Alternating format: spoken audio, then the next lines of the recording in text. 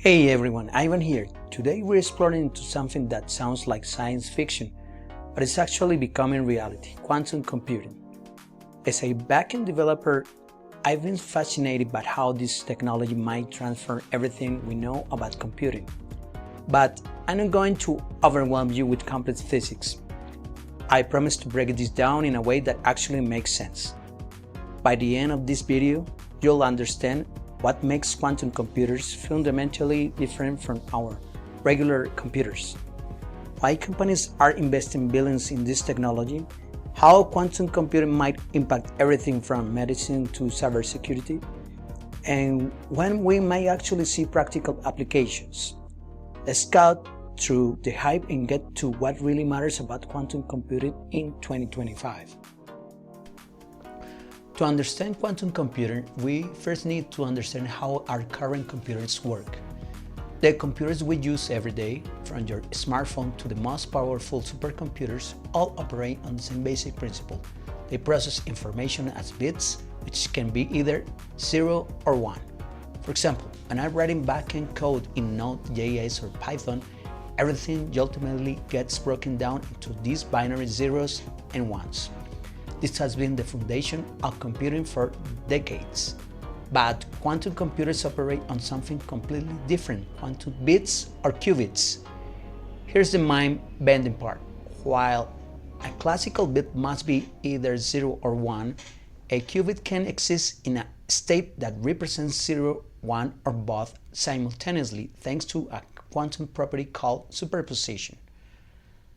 Think of it like this: classical bit is like a coin that's either heads or tails. A qubit is like a spinning coin that's potentially both heads and tails at the same time until you observe it. But that's not all. Qubits can also be entangled with each other, meaning the state of one qubit can instantly affect another, no matter how far apart they are. This allows quantum computers to process vast amounts of possibilities simultaneously. So how do these quantum computers actually work? Let's break it down. Quantum computers need three key components. First, the qubits themselves. This can be created using various physical systems, but the most common approaches use superconducting circuits, trapped ions, or photons. Second, they need a way to manipulate these qubits. This is done using precisely controlled lasers, microwave pulses, or magnetic fields. Third, they need a way to read the final state of the qubits, the measurement. One of the biggest challenges is that quantum states are extremely fragile. The lightest disturbance from the environment, like heat, electromagnetic radiation, or even observation, can cause qubits to lose their quantum properties. This is called decoherence. That's why quantum computers need to be kept at temperatures colder than deep space. We're talking just a fraction of a degree above absolute zero for some systems. This requires massive cooling systems that look like chandeliers made of gold and copper. The goal is to perform quantum operations faster than decoherence can occur, and this remains one of the biggest engineering challenges. And where we actually headed with quantum computing today? You might have heard the term quantum supremacy. This refers to the point when a quantum computer can perform a calculation that's practically impossible for even the most powerful classical supercomputers. In 2019, Google claimed to achieve this with their 53-qubit Sycamore processor, completing a specific calculation in 200 seconds that will supposedly take the world's most powerful supercomputer 10,000 years. But IBM disputed this claim, saying their classical system could actually solve it in 2.5 days. This shows how the field is still evolving and sometimes controversial. Fast forward to 2025, and the leading systems now have around 1,000 plus qubits. Companies like IBM, Google, Microsoft, IonQ, and any other all are racing to build more powerful and stable quantum computers. However, and this is really important, we still don't have quantum computers that can solve practical problems better than classical computers. Most exciting quantum computers are prone to errors and have limited coherence times. The systems we have today are what experts call NISQ systems, noisy intermediate scale quantum. They are stepping stones toward more powerful quantum computers, but they are not yet changing the world.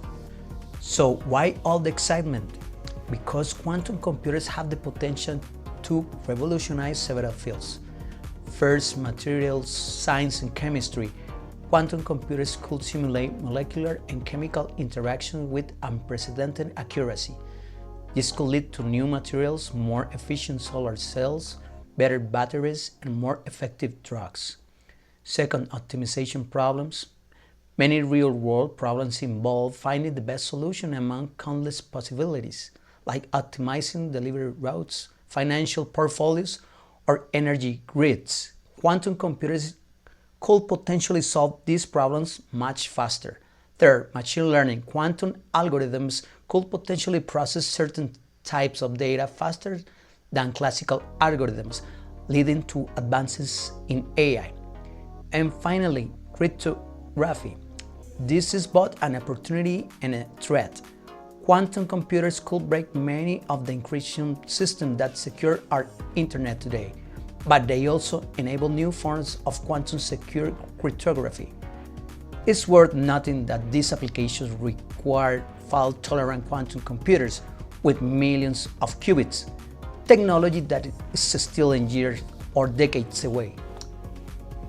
Let's be honest about the challenges quantum computing faces. The biggest obstacle is error correction.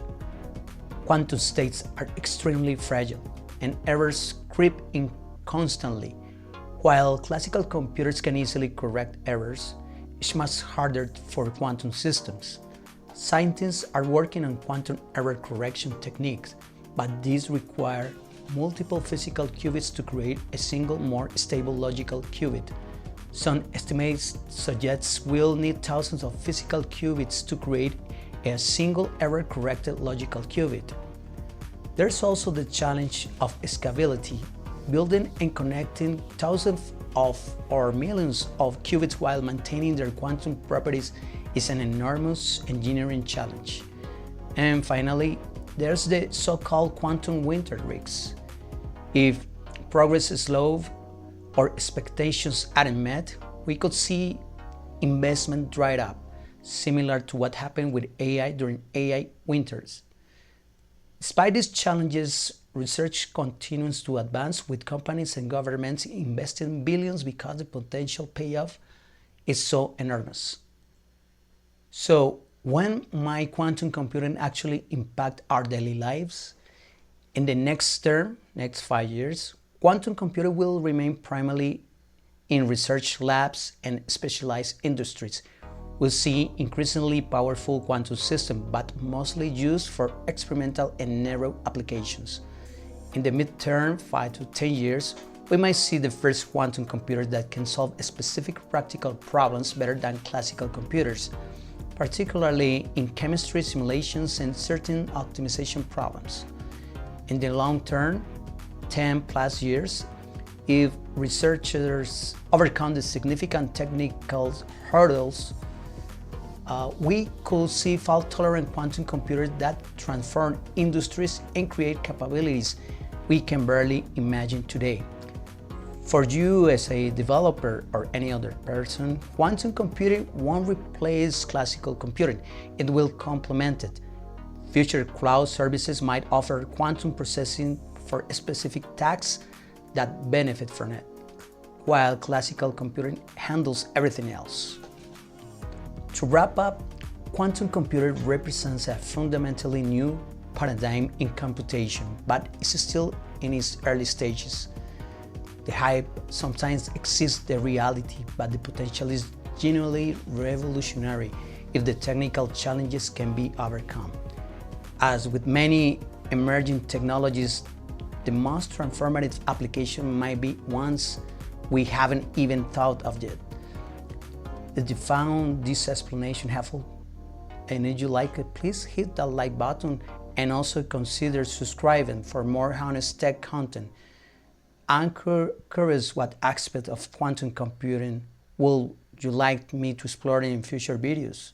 Let me know in the comments. This is Ivan helping you understand the technologies shaping our future, and see you in the next one.